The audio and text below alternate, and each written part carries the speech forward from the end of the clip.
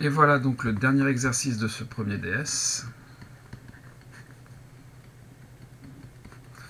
Un exercice de proba.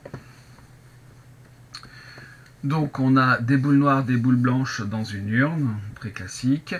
On pioche les boules dans l'urne avec remise jusqu'à ce qu'on obtienne la boule noire puisqu'il n'y en a qu'une. Ensuite, une fois qu'on a obtenu la boule noire, on la remet dans l'urne. Et une fois que c'est fait, ensuite, on effectue une série de n tirages, n étant le nombre de tirages que l'on a dû faire pour obtenir la boule noire. Et on note le nombre de fois où on a tiré la boule noire. Donc il y a deux étapes à cette situation. Première chose, déterminer la loi de n, n étant la variable aléatoire égale au nombre de tirages, pour obtenir la boule noire et donner son espérance. Sachant que on a une boule noire et 4 boules blanches. Donc en fait, clairement ici, on est en présence d'une loi géométrique, puisque eh bien, on va tirer des boules jusqu'à obtention du premier succès. On tire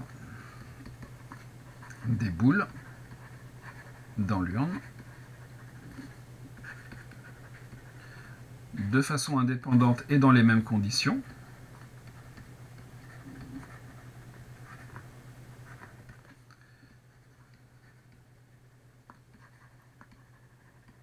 À cause de la remise, hein, jusqu'à obtention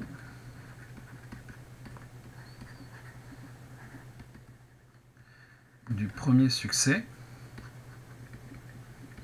qui est obtenir la boule noire.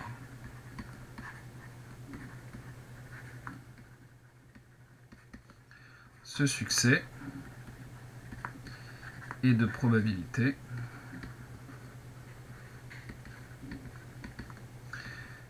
P égale, donc il y a 5 boules et il y en a une qui est noire, 1/5. Donc n suit la loi géométrique de paramètre 1/5.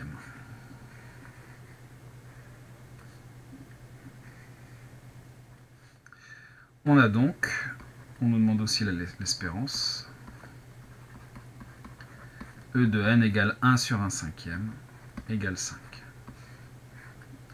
C'est en fait du cours, ni plus ni moins, alors du cours de première année, mais du cours. Deuxième question. Déterminer la probabilité conditionnelle P de x égale k, sachant que n égale n. Donc, je me donne un entier k et un entier n dans n étoiles. La probabilité, sachant que grand N égale petit n, de x égale k, c'est en fait la probabilité d'obtenir k fois la boule noire, k succès, lors des n répétitions, puisqu'on sait que grand N égale n, indépendante de ce tirage. Donc évidemment, on ne peut pas dire ici qu'une certaine variable aléatoire suit la loi binomiale de paramètres n et 1/5, mais la probabilité va être la même que celle de la loi binomiale. D'où la probabilité, sachant que n est égal à n, que x soit égal à k, est égal à k parmi n, 1/5 à la puissance k, 1 moins 1/5, donc 4/5, à la puissance n moins k.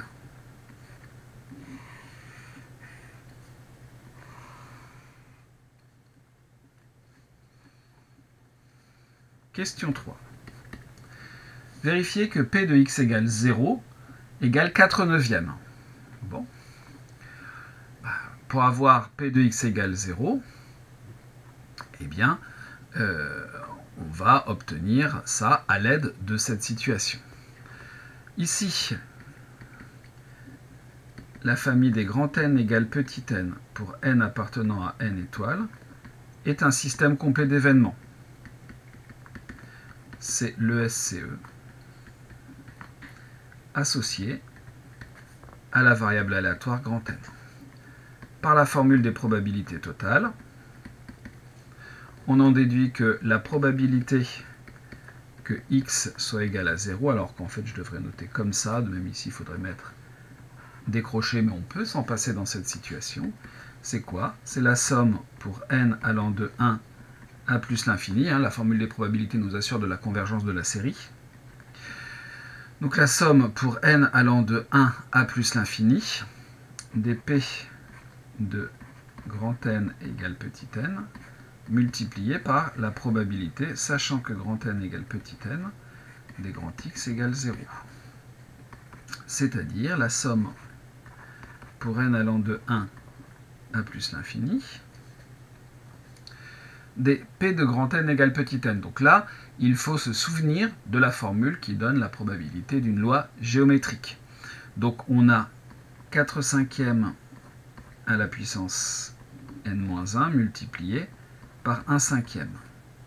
Multiplié par, je vais utiliser cette formule-là en remplaçant k par 0. Donc 0 parmi n, 1/5 à la puissance 0, 4/5 à la puissance n-0, donc à la puissance n. Donc ce qui nous fait la somme pour n allant de 1 à plus l'infini des 4/5 à la puissance 2n-1 multiplié par 1/5, c'est-à-dire 1/5 multiplié par 5/4 multiplié par la somme pour n allant de 1 à plus l'infini des 4/5 au carré, le tout à la puissance n. C'est un petit peu de calcul, mais ça va se faire. Donc on va trouver 1/4 multiplié par la somme pour n allant de 1 à plus l'infini des 16/25 à la puissance n. Et donc malheureusement, entre guillemets, on part de n égale 1, il faudrait partir de n égale 0. Donc on va dire que c'est 1/4 multiplié par la somme pour n allant de 0 à plus l'infini des 16/25 à la puissance n, moins, ce qui se passe pour n égale 0, donc moins 1. C'est-à-dire 1/4 multiplié par 1 sur 1 moins 16 sur 25 moins 1. C'est-à-dire 1/4 multiplié par 1 sur 9/25. J'ai oublié le moins 1. C'est-à-dire 1/4 multiplié par 25 neuvièmes moins 9 neuvièmes.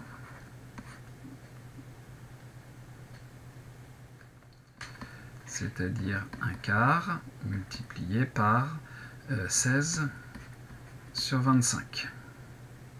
16, pardon, sur 9. C'est-à-dire 4 neuvièmes.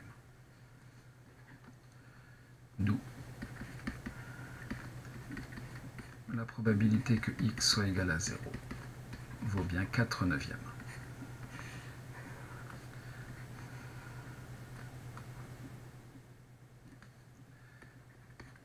Question 4. On admet des choses. On admet que pour tout x de moins 1, 1, la somme pour n plus grand que k des k parmi nx puissance n converge. Attention, là-dedans, k est fixé, c'est n qui varie. Et que pour tout k appartenant à n, cette somme vaut x puissance k sur 1 moins x à la puissance k plus 1. Alors ça peut se démontrer, mais c'est pas forcément simple à faire. On nous demande, nous, de nous servir de ces informations pour trouver la probabilité que x soit égal à k. On va refaire la même chose. De même, pour tout k appartenant à n étoiles, par la FPT là aussi, c'est la seule façon de faire dans ces conditions, la probabilité que x soit égal à k est égale à la somme, a priori pour n allant de 1 jusque plus l'infini, sauf que si je pioche, j'ai pu piocher k boules noires, il a fallu que j'ai pioché au départ, enfin que mon n soit supérieur ou égal à k. Donc la probabilité ici que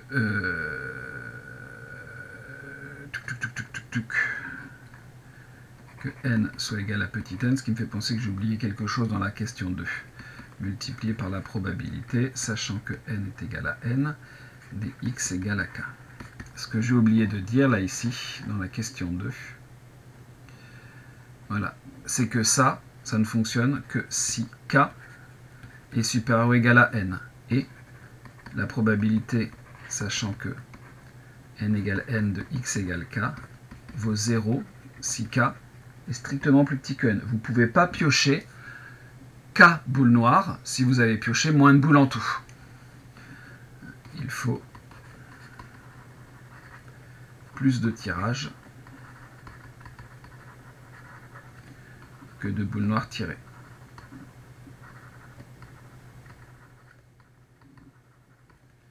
Ça de réfléchir un petit peu trop vite.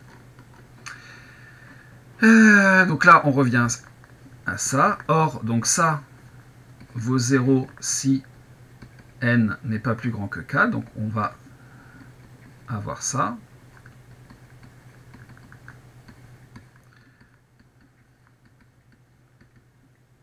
On peut directement en passer, ça ira un petit peu plus vite. Donc ici, on va avoir du 4 cinquième à la puissance n-1 multiplié par 1 cinquième multiplié par k parmi n multiplié par 1 cinquième à la puissance k multiplié par 4 cinquièmes à la puissance n-k. Touk, touk, touk, touk, touk, c'est bien ça. Et donc, qu'est-ce qu'on obtient là-dedans?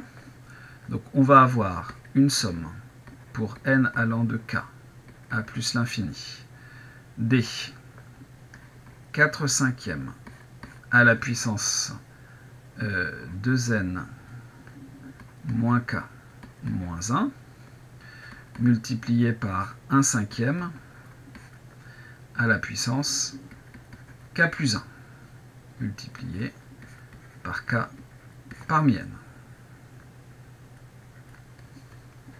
Ok. Alors, comme on nous donne une formule avec les k parmi n que l'on a et un autre bloc à la puissance n, sachant que c'est n ici qui varie, c'est ça, eh bien il va falloir que l'on s'en sorte. Donc ici, ce qu'il y a d'intéressant, c'est que le 1 cinquième à la puissance k plus 1 ne dépend pas de l'indice de sommation. L'indice de sommation, c'est bien n et ça n'est pas k. Donc ici, je vais pouvoir sortir sans problème le 1 cinquième à la puissance k plus 1 qui ne dépend pas de l'indice de sommation. Je vais pouvoir sortir ici un 4 cinquième à la puissance moins k moins 1. Et il va me rester ma somme pour n allant de k à plus l'infini des k parmi n. Et ici, je vais avoir 16 25e, 4 cinquièmes au carré, hein, à la puissance n. Donc ce bloc-là, ça c'est 4 cinquièmes au carré à la puissance n.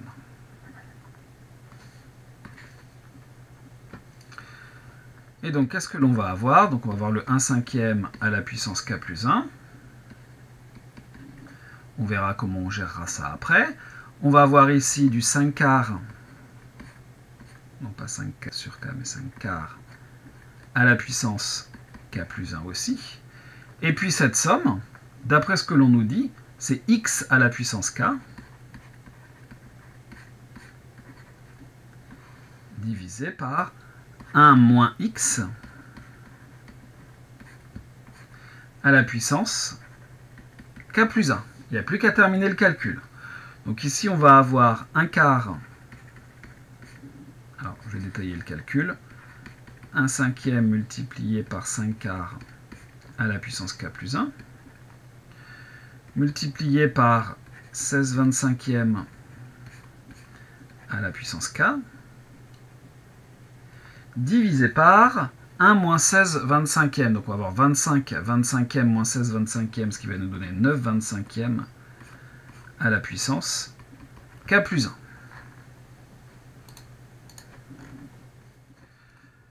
Donc qu'est-ce qu'on va avoir? On va avoir ici, tac, tac, 1 quart à la puissance k plus 1, multiplié par, par l'inverse en fait, hein, donc 25 neuvièmes à la puissance k plus 1 aussi, multiplié par 16 25e à la puissance k. C'est ça. Donc ce qui nous fait 25 sur 9 fois 4, 36,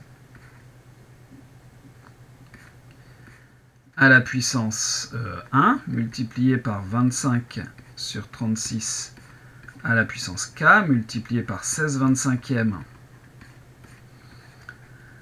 à la puissance k, ce qui nous fait 25 sur 36, multiplié par 25 fois 16 sur 36 fois 25 à la puissance k. Ça se simplifie. 16 et 36, c'est divisible par 4, donc ici il va nous rester 4, ici il va nous rester 9. Et donc on va avoir 25 36e multiplié par 4 neuvièmes à la puissance k. Et c'est bien ça qu'il fallait trouver. Donc finalement, pour tout k appartenant à n étoiles, la probabilité que x soit égal à k, donc on peut mettre les crochets ou pas, sera bien, comme l'énoncé nous le dit, 25 36e multiplié par 4 neuvièmes à la puissance k.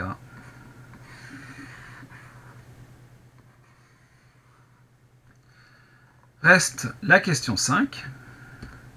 Montrer que x admet une espérance et la calculer. Très bien. X admet une espérance. Si et seulement si la somme ici pour k strictement positif des k p de x égale k converge absolument.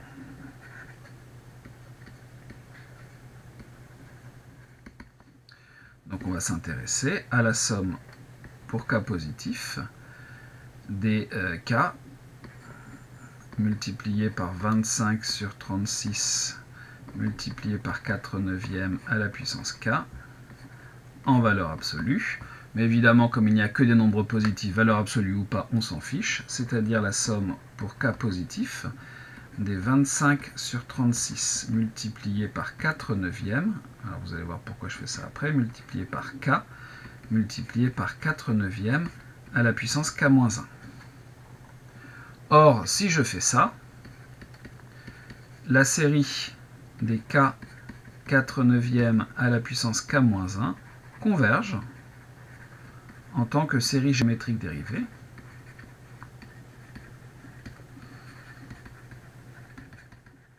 Alors, toutes les séries géométriques dérivées ne convergent pas, mais celle-là, elle converge parce que 4 neuvièmes est compris entre -1 et 1. Et donc finalement, la somme des k p de x égale k converge absolument. Donc x admet une espérance.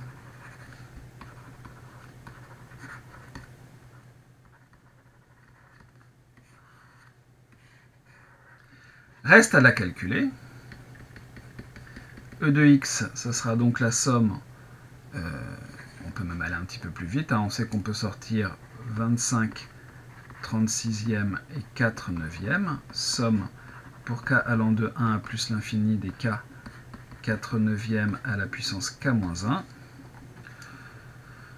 ce qui nous fait 25 fois 4, on peut simplifier, ça ira même peut-être mieux, hop, hop, ça nous fait 9, donc 25 sur 9 fois 9, 81, et la somme ici, elle vaut 1 sur 1 moins 4 neuvièmes au carré, c'est-à-dire qu'on aura 25 sur 81 multiplié par 1 sur 5 neuvièmes au carré, 5 neuvièmes au carré, 25 sur 81, ce qui va me faire 25 sur 81, multiplié par 81 sur 25. Je trouve 1, c'est un peu étonnant, mais pourquoi pas.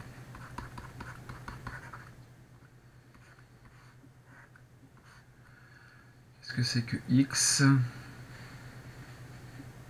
Au nombre de fois où la boule noire a été tirée. En moyenne, on tire une fois la boule noire, évidemment, lors des n tirages. Non, mais finalement, c'est pas si étonnant que ça. Donc voilà pour ce dernier exercice.